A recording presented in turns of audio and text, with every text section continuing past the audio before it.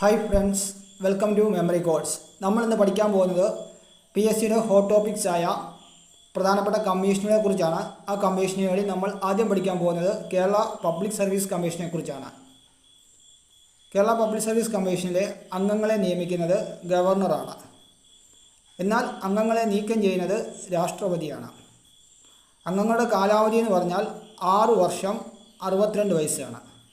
അതായത് തുടർച്ചയായിട്ട് 6 വർഷത്തിൽ കൂടുതൽ അംഗമായിട്ടിരിക്കാൻ പറ്റത്തില്ല. അംഗങ്ങളുടെ കാലാവധി 6 വർഷം വരെയാണ്. പിന്നെ വയസ്സെന്ന് പറഞ്ഞാൽ 62 വയസ്സ് വരെ ഇരിക്കാൻ സാധിക്കത്തുള്ളൂ.